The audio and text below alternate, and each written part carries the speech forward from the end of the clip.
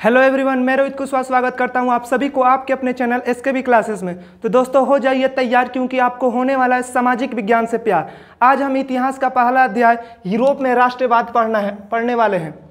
लेकिन चैप्टर में आगे बढ़ने से पहले हम जो पीछे क्लासों में पढ़ चुके हैं उसका ओवरव्यू ले लेते हैं। सबसे पहले समझते हैं इतिहास क्या है।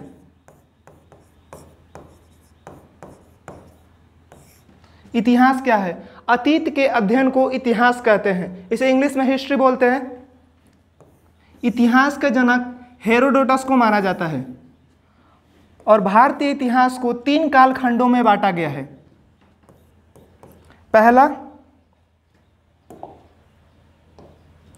पहला प्राचीन काल यानी प्राचीन इतिहास, जिसे इंग्लिश में एंशिएंट हिस्ट्री बोलते हैं। दूसरा है मध्यकालीन इतिहास,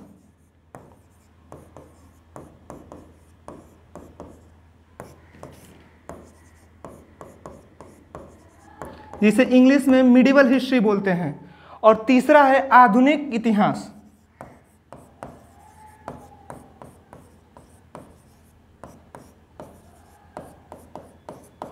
जिसे इंग्लिश में मॉडर्न हिस्ट्री बोलते हैं। हमने जो हमारी एनसीईआरटी की टेक्स्ट बुक है उसमें हमें 6 क्लास में प्राचीन इतिहास पढ़ाया गया है, और जो 7 क्लास की बुक है उसमें हमें मध्यकालीन इतिहास पढ़ाया गया है, और जो 8 क्लास की बुक है उसमें हमें आधुनिक इतिहास यानी मॉडर्न हिस्ट्री पढ़ाया गया है। इसके अलावा हम 9th क्लास में हमने वर्ल्ड हिस्ट्री पढ़ा है, और 10th क्लास में हमें क्या पढ़ना है? मॉडर्न हिस्ट्री और वर्ल्ड हिस्ट्री दोनों कंबाइन है इसमें। सबसे पहले समझते हैं प्राचीन इतिहास में हमने क्या क्या पढ़ा था।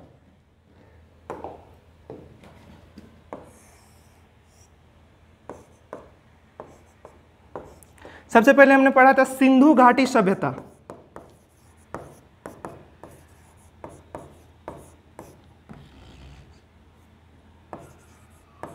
सिंधु घाटी सभ्यता, जिसे इंडस वैली सिविलाइजेशन बोलते हैं, जिसमें हमें हड़प्पा, मोहनजोदाड़ो, चन्हुदड़ो इन सब के बारे में पढ़ा था। फिर आता है वैदिक काल। वैदिक काल, और इसके बाद हमने पढ़ा था और भी महाजनपद में जैसे आए मगध महाजनपद में मौर्य वंश, गुप्त वंश, हर्यक वंश, इन सब के बारे में पढ़ना। मध्यकालीन इतिहास में हमें क्या पढ़ना है? जो हमने 7th क्लास के बुक में पढ़ चुके हैं हम लोग। मध्यकालीन इतिहास में हमें क्या पढ़ना है? दिल्ली सल्तनत, जिसमें अनेक राजा आए, अनेक वंश आए, गुलाम वंश, खिलजी वंश।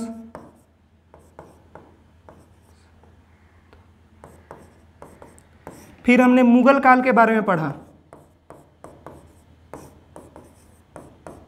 जिसमें बाबर, हुमायूं, अकबर, औरंगजेब इन सब के बारे में पढ़ा। उसके बाद विजयनगर साम्राज्य के बारे में पढ़ना। विजयनगर साम्राज्य। फिर हमने मॉडर्न हिस्ट्री में क्या क्या 8 क्लास में पढ़ा है? 8 क्लास में हमने क्या पढ़ा था? 1857 की क्रांति।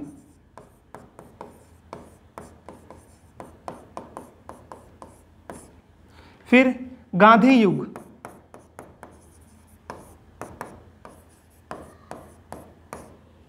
इनके द्वारा किए गए आंदोलन जैसे असहयोग आंदोलन, सविनय अवज्ञा आंदोलन, भारत छोड़ो आंदोलन, ये सब के बारे में पढ़ना है।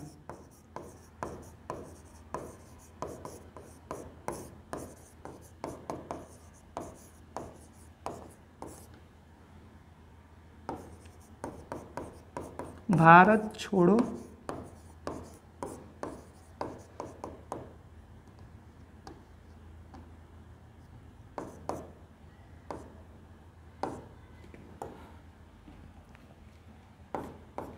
भारत छोड़ो आंदोलन, ये सब के बारे में पढ़। यानी 6th क्लास में हमने प्राचीन इतिहास, एंशिएंट हिस्ट्री पढ़ा है। सिंधु घाटी सभ्यता, वैदिक काल, मौर्य काल, मौर्य वंश, गुप्त वंश, इन सब के बारे में पढ़ना।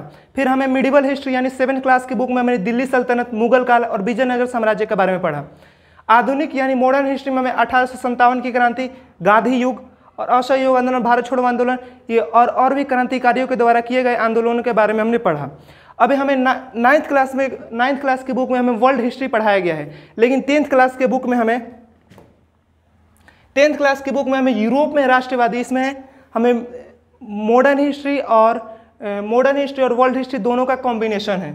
सबसे पहले समझेंगे कि यूरोप में राष्ट्रवाद, इस चैप्टर में हम क्या क्या पढ़ने वाले हैं। सबसे पहले इसका चैप्टर फ्लो देख लेते हैं। सबसे पहले फ्रांसीसी क्रांति के बारे में पढ़ने वाले हैं, और फ्रांसीसी क्रांति में हर एक व्यक्ति का कोई ना कोई क्रांति में योगदान होता है। जैसे मैं हमारे स्वतंत्रता संग्राम की लड़ाई में महात्मा गांधी के सबसे ज़्यादा योगदान देखने को मिला, वैसे ही फ्रांसीसी क्रांति में नेपोलियन बोनापार्ट के योगदानों को हम देखेंगे। फिर वियना कांग्रेस सम्मेलन क्या है, इसके बारे में जानेंगे। फ्रांस की जुलाई क्रांति ये क्या है, इसके बारे में पढ़ेंगे। और यूनान में स्वतंत्रता संग्राम, ये चैप्टर में आगे देखने वाले हैं। फिर इटली में एकीकरण कैसे हुआ, एकीकरण क्या है, मतलब अलग अलग राज्य हैं उसको एक जगह इकट्ठा करना, एक राष्ट्र का निर्माण करना एकीकरण कहलाता है। इटली के एकीकरण के बारे में पढ़ेंगे। एकीकरण में जो भी प्रमुख नायक थे जिन्होंने एकीकरण में महत्वपूर्ण भूमिका निभाई, उनके बारे में पढ़ेंगे। फिर जर्मनी के एकीकरण के बारे में पढ़ेंगे। फिर बिस्मार्क जर्मनी एकीकरण में, यानी जो बिस्मार्क हैं वो जर्मनी के एकीकरण में किस प्रकार योगदान करते हैं, उनके बारे में पढ़ेंगे। और बिस्मार्क द्वारा लड़े गए युद्धों के बारे में पढ़ेंगे। सबसे पहले इस चैप्टर का टाइटल यूरोप में राष्ट्रवाद, तो हम पहले समझेंगे यूरोप क्या है। यूरोप क्या है, ये है आपका वर्ल्ड मैप। हमको पता है कि पूरे विश्व में 7 कॉन्टिनेंट यानी 7 महाद्वीप हैं। पहला है एशिया, ये वाला एरिया। फिर ये हो जाएगा यूरोप, ये हो जाएगा अफ्रीका, और ये है ऑस्ट्रेलिया, और ये उत्तरी अमेरिका, और ये दक्षिणी अमेरिका। तो हमें किस इतिहास के बारे में पढ़ना है, जो ये यूरोप है इसमें कैसे राष्ट्रवाद उदय हुआ, ये इसके बारे में पढ़ना है। देखिए इसमें अनेक, यूरोप महाद्वीप में अनेक देश आते हैं, जैसे में Germany, France, England, Denmark, Poland, ये इन सब के बारे में पढ़ना है हमें।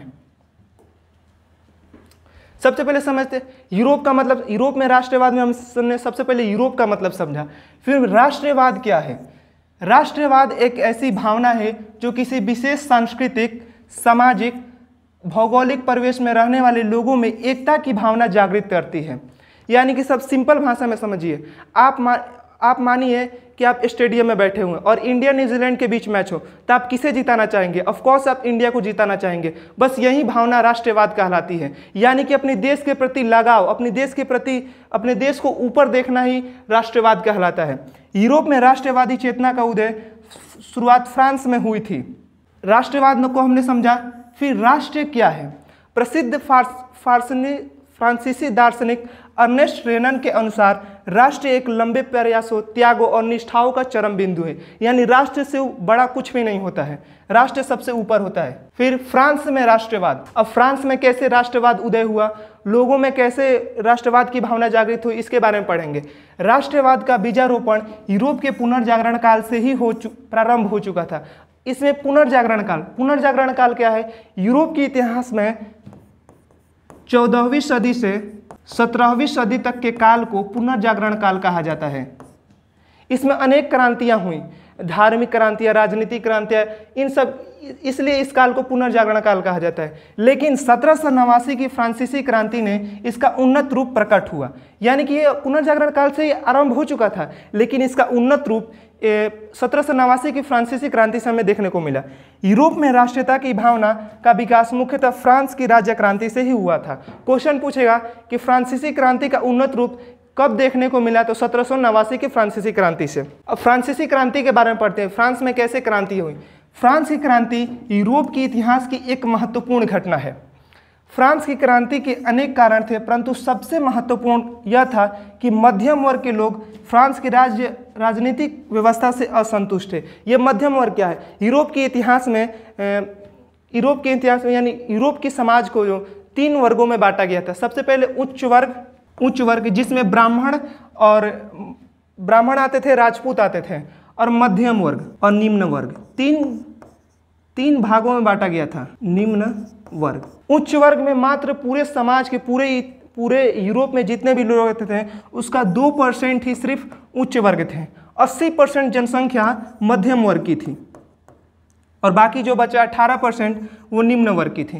तो यानी कि फ्रांस की क्रांति में अनेक कारण थे, लेकिन सबसे महत्वपूर्ण कारण था कि मध्यम वर्ग के लोग, यानी कि यूरोप की 80% जनसंख्या ही असंतुष्ट थी, तो क्रांति होना लाजमी है।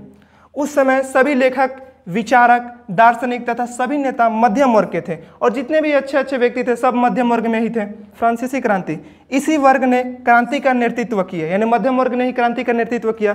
1789 से 1815 तक शासन पर मध्यम वर्ग के लोगों का ही अधिकार रहा। अब क्रांति हुई, क्रांति में विजय हुई, तो 1789 से लेकर 1789 में फ्रांसीसी क्रांति हुई, उससे लेकर 1815 ईस्वी तक मध्यम वर्ग के लोगों का ही शासन रहा। अब फ्रांसीसी क्रांति हुई, अब उसमें हम देखेंगे नेपोलियन बोनापार्ट के योगदानों को देखेंगे कि नेपोलियन बोनापार्ट ने किस प्रकार इस क्रांति में महत्वपूर्ण भूमिका निभाई।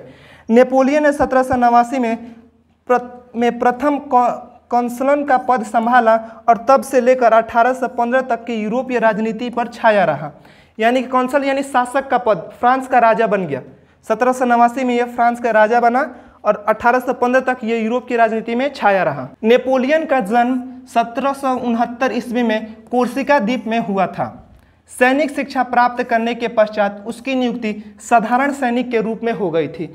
यानी कि उसका जन्म 1789 ईस्वी में हुआ था और यह पढ़ाई करने के बाद से इसकी नियुक्ति साधारण सैनिक के रूप में हुई थी, परंतु अपनी योग्यता के बल पर वह आगे बढ़कर एक दिन 1804 में फ्रांस की राजगद्दी पर जा बैठा। अब उसमें और भी उसकी क्वालिटी थी, वो अपनी लीडरशिप क्वालिटी के बदौलत वो 1804 ईस्वी में फ्रांस की राजगद्दी पर जा बैठा। उसने कई सुधार फ्रांस में किए थे। अब उनके सुधारों को देखेंगे कौन कौन से उन्होंने काम किए थे। नेपोलियन ने प्रशासन को चुस्त बनाने के उद्देश्य से प्रांतों तथा जिलों में फिर से संगठित किया।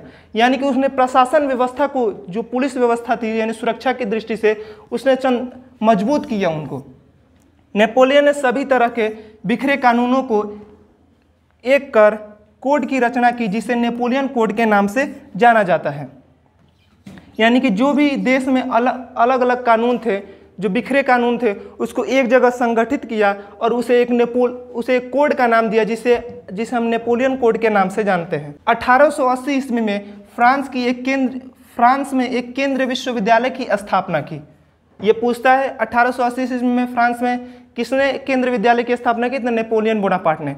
अर्थव्यवस्था को सुधारने के लिए नेपोलियन ने कई कदम उठाए। अब वो अर्थव्यवस्था को सुधारना चाहता था, उसने बहुत सारे काम किए। उसने बैंक ऑफ फ्रांस की स्थापना की। 1840 में नेपोलियन को सम्राट की उपाधि प्राप्त हुई थी। पूछेगा कि किस ईस्वी में नेपोलियन बोनापार्ट को सम्राट की उपाधि प्राप्त हुई थी, तो आपको बताना है 1840 ईस्वी में।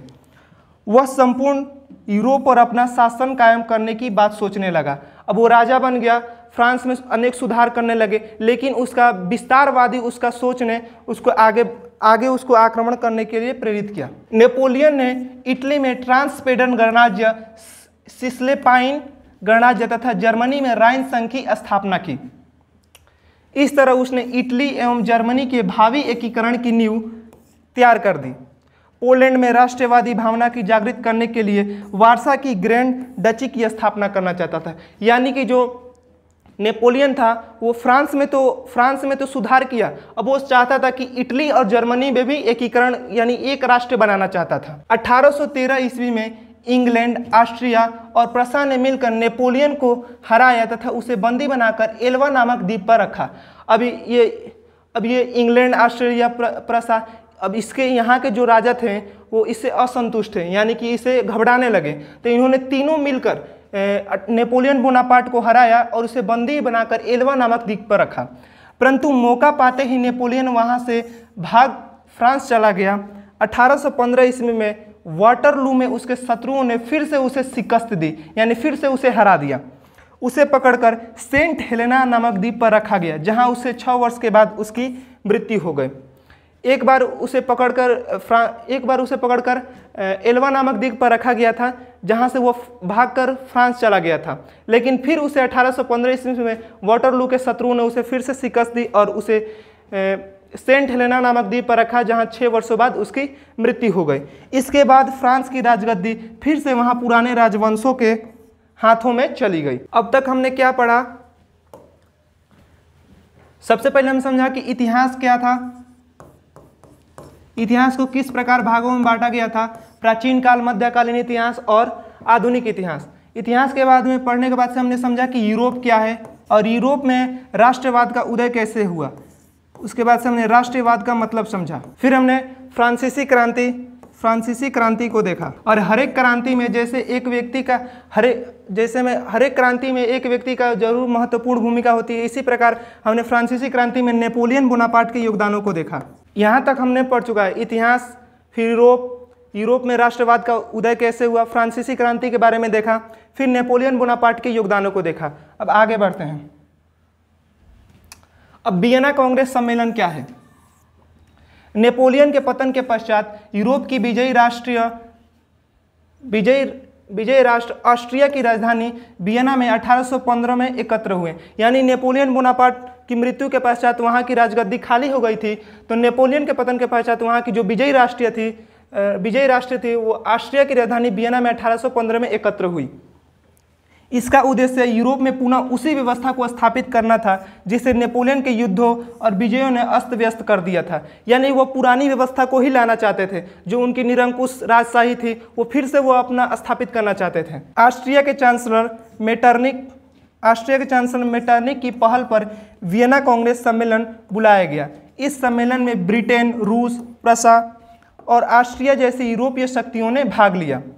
यहाँ का जो ऑस्ट्रिया का चांसलर था मेटरनिक, उसकी पहल पर वियना कांग्रेस बुलाया गया, जिसमें अनेक राष्ट्रीय शक्तियों ने भाग लिया, जैसे में ब्रिटेन, रूस, प्रसा और ऑस्ट्रिया जैसी यूरोपीय शक्तियों ने भाग लिया। वियना सम्मेलन के बाद ऑस्ट्रिया के चांसलर मेटरनिक ने यूरोपीय व्यवस्था स्थापित करने में मुख्य भूमिका निभाई। उसका मूल मंत्र था बिना परिवर्तन किए शासन करते रहो। यानी कि वो राज्य में कुछ भी चेंज नहीं चाहता था, वो जैसे है वैसे ही रहना चाहता था कि यानी कि ताकि लोग उसका विद्रोह नहीं कर सके। वो पुरानी व्यवस्था को ही स्थापित करना चाहता था। 1830 की यूरोपीय क्रांतियां, जिसमें फ्रांस की जुलाई क्रांति महत्वपूर्ण है। यूरोप के पतन के पश्चात फ्रांस में पुनः वियना कांग्रेस के द्वारा बुर्बो राजवंश की स्थापना बुर्बो राजवंश का शासन स्थापित हुआ। यानी कि नेपोलियन बोनापार्ट हट गया। वियना कांग्रेस सम्मेलन में मेटरनिक था, उसने फिर से बुर्बो राजवंश का शासन फिर से स्थापित किया। 2 जून 1814 को लुई 18वां फ्रांस की राजगद्दी पर बैठा। यानी वियना कांग्रेस में डिसाइड किया गया कि लुई 18वां को फ्रांस की राजगद्दी दी जाए। तो 2 जून 1814 को लुई 18वां फ्रांस की राजगद्दी पर बैठ गया। उसके बाद क्या हुआ? गद्दी पर बैठते ही उसने एक संवैधानिक घोषणा पत्र निकाला, जिसमें क्रांति के द्वारा प्रतिष्ठित सभी विधानों को मान लिया गया। 1824 में इसकी मृत्यु हो गई। यानी कि 1824 में इसकी भी मृत्यु हो गई। इसके बाद देखते हैं क्या होता है। उसकी मृत्यु के पश्चात उसका राजगद्दी चार्ल्स दशम को मिला। यानी कि वो उसकी मृत्यु हो गई, तो उसके बाद से चार्ल्स दशम को वहाँ की फ्रांस का राजा बनाया गया। वह एक स्वेच्छाधारी और निरंकुश शासक था। निरंकुश का मतलब होता है कि वो अपना ही बात मानता था, वो किसी के नहीं मानता था, वो तानाशाह की तरह जीता था। वह पुरानी व्यवस्था को फिर से फ्रांस में लागू करना चाहता था। वह कहा करता था कि इंग्लैंड में राजा की तरह शासन करने से तो मैं लकड़ी काटना अधिक पसंद करूंगा। राजा बनते ही उसने उदारवादियों का दमन करना शुरू कर दिया। उदारवादी का मतलब होता है कि जो भी स्वतंत्रता की मांग करते हैं वो जो भावना रखते हैं वो उदारवादी कहलाते हैं। तो जो भी स्वतंत्रता मांगते थे उसका दमन करना शुरू कर दिया। जनता की स्वतंत्रता पर अनेक प्रतिबंध लगा दिए गए। फलतः चार्ल्स के विरोध बढ़ने लगा, परंतु चार्ल्स ने अपने विरोध की परवाह नहीं की। अब ये जितने भी स्वतंत्रता आंदोलन होने लगे उसको दबाने लगा, लेकिन इसका विरोध भी बढ़ने लगा, परंतु चार्ल्स ने अपने विरोध को परवाह नहीं की और 1830 में उसने पोलिग्नेक नामक एक कट्टर प्रतिक्रियावादी गीजो को अपना प्रधानमंत्री नियुक्त किया। अब जैसा राजा वैसा है उसका प्रधानमंत्री। उसने भी कट्टर प्रतिक्रियावादी गीजो को अपना प्रधानमंत्री बनाया। 26 जुलाई 1830 को रात भर पेरिस क्रांति के नारों से गूंजता रहा। यानी जो फ्रांस की राजधानी पेरिस है उसमें स्वतंत्रता के नारों से गूंजता रहा। राजा के सैनिक जनता के विद्रोह को नियंत्रित नहीं कर सके।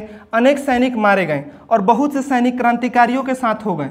यानी कि राजा के जो सैनिक थे वो जनता के जो विद्रोह थे उसको नियंत्रित नहीं कर सके और और जनता द्वारा अनेक सैनिक मारे गए, लेकिन बहुत से सैनिक क्रांतिकारियों के साथ हो गए। ये 3 दिवस फ्रांस के इतिहास में गौरवशाली दिन कहलाते हैं।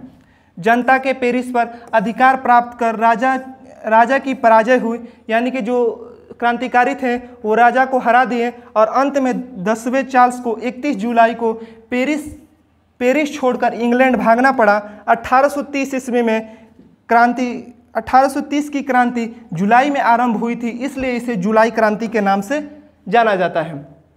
तो अभी तक हमने क्या पढ़ा? फ्रांसीसी क्रांति के बारे में पढ़ लिया, नेपोलियन बोनापार्ट के योगदानों को देख लिया, वियना कांग्रेस सम्मेलन क्या है इसको भी देख लिया, और फ्रांस की जुलाई क्रांति। अब नेक्स्ट वीडियो में हम लोग यूनान के स्वतंत्रता संग्राम के बारे में पढ़ेंगे, फिर इटली के एकीकरण और एकीकरण के प्रमुख नायकों को हम नेक्स्ट वीडियो में देखेंगे। आई होप कि आपको वीडियो अच्छा लगा हो तो लाइक एंड सब्सक्राइब कीजिए और ज़्यादा से ज़्यादा अपने दोस्तों के पास शेयर कीजिए। Thank you.